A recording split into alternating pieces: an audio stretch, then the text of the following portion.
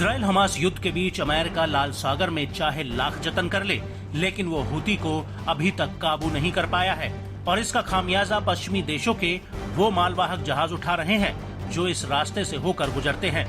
Houthi लगातार लाल सागर, अरब सागर, बाब अल मंदेब और एडन की खाड़ी में मालवाहक जहाजों से लेकर युद्धपोतों पर मिसाइल, रॉकेट और ड्रोन अटैक कर रहा है।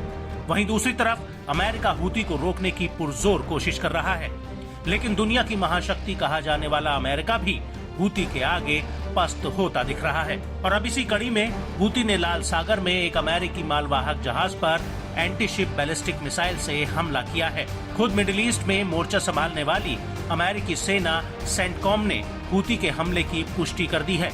सेंटकॉम का कहना है कि हूती ने पिनोकियो जहाज पर यमन के भीतर से एंटी शिप बैलिस्टिक मिसाइल दागी थी, लेकिन इस हमले में कोई हताहत या नुकसान नहीं हुआ है। आपको बता दें कि पिनोकियो जहाज पर लाइबेरिया का झंडा लगा हुआ था। संयुक्त राष्ट्र संघ के इंटरनेशनल मैरीटाइम ऑर्गेनाइजेशन यानी IMO का कहना है कि इस जहाज का मालिकाना हक सिंगापुर की OMMAR 5INC कंपनी के हाथ में है। वहीं इस हमले को लेकर हूती का कहना है कि वो रमजान के महीने में भी फिलिस्तीनियों के समर्थन में सैन्य ऑपरेशन जारी रखेगा। इसको लेकर हूती के प्रवक्ता ब्रिगेडियर याया सारी की भी प्रतिक्रिया आई है। नफदत القوات البحرية في القوات المسلحة اليمنية بعون الله تعالى عملية استهداف لسفينة بينوكيو الأمريكية في البحر الأحمر، وذلك بعدد من الصواريخ البحرية المناسبة، وكانت الإصابة دقيقة بفضل الله. إن القوات المسلحة اليمنية تؤكد استمرارها في منع الملاحة الإسرائيلية أو المتجهة إلى موانئ فلسطين المحتلة في البحرين الأحمر والعربي حتى وقف العدوان ورفع الحصار عن الشعب الفلسطيني في قطاع غزة.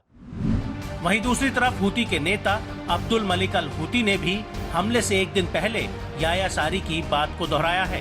उन्होंने कहा है कि लाल सागर में रमजान के महीने में भी हमले जारी रहेंगे।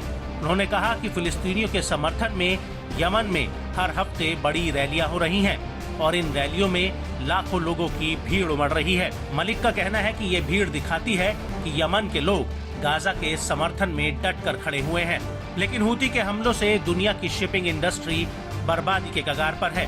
हूती के हमलों की वजह से शिपिंग मार्केट पूरी तरह से चरमरा गया है। हूती के डर से अधिकतर माल ढुलाई करने वाली कंपनियां दक्षिण अफ्रीका होते हुए अपने जहाजों को भेज रही हैं, जो कि बेहद ही खर्चीला है। हालांकि हूती पर लगाम कसने के लिए अमेरिका और ब्रिटेन ने एक साथ यमन के भीतर हूती के कई ठिकानों पर एयर स्ट्राइक की थी, जिसमें 11 लोगों की मौत हो गई थी और 14 से ज्यादा लोग घायल हुए थे। ये हमले 11 मार्च 2024 को हुए थे।